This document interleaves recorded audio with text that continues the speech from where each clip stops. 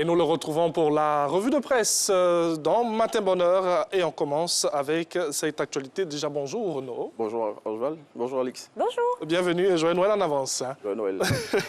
Alors, dialogue politique, le chef de l'État exprime ses attentes. C'est ce que nous dit le Patriote. Et parmi ses attentes, il y a celle-ci que le confrère livre à travers cette une.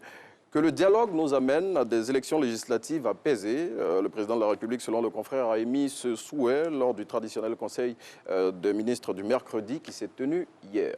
Et on continue de parler de dialogue politique dont le premier acte s'est joué ce lundi même avec ce dossier que nous propose l'intelligent d'Abidjan. Intitulé « Le dialogue lancé par Ouattara est-il le dialogue national proposé par Bédié ?» Ce dossier met en avant les éventuelles similitudes entre ces deux activités dont l'objectif commun est de favoriser la décrispation du climat politique national.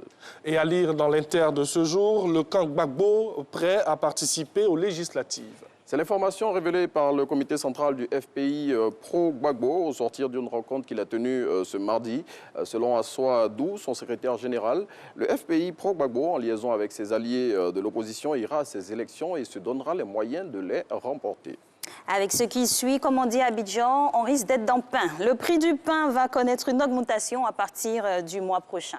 Oui, ce prix va passer de 150 à 350 francs CFA si l'État de Côte d'Ivoire ne fait rien pour empêcher cette augmentation. C'est ce qu'a déclaré le président des boulangers et pâtissiers de Côte d'Ivoire dans une interview qu'il a accordée à Soir Info. Pour tout savoir sur les raisons de cette hausse qui va faire passer le prix de la baguette du simple à plus du double, il faut lire Soir Info de ce jour. Et cette information législative avec le matin qui signale des désaccords au sein du PDCI dans la commune de Koumassi. Tout à fait. Selon le confrère, le choix opéré par Henri Konan Bédié dans cette commune fragilise le PDCI RDA, à en croire le confrère. Le président du PDCI a préféré un autre candidat, à Ndoye Yapi Raymond, pour représenter le parti aux législatives.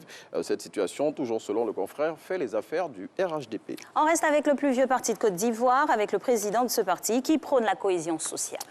Henri Konan Bédié exhorte à une réconciliation vraie et véritable des fils et filles de la Côte d'Ivoire. Le président du PDCI a exprimé ce souhait à l'occasion d'un message relatif à la fête de Noël qu'il a délivré hier selon le Nouveau Réveil.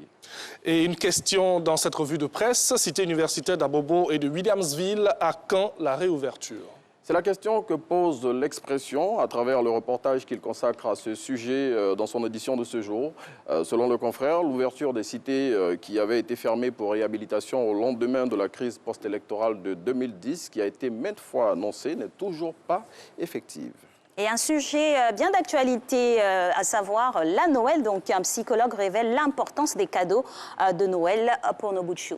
Et tout à fait, selon ce spécialiste, les jouets ont un impact sur la vie de l'enfant. Donc il est important d'offrir des cadeaux aux enfants à l'occasion de cette fête. Et pour aider les parents à mieux cerner cette symbolique des cadeaux, il donne des recommandations aux parents dans l'Inter de ce jour. Très bien, et nous on en remet toujours une couche.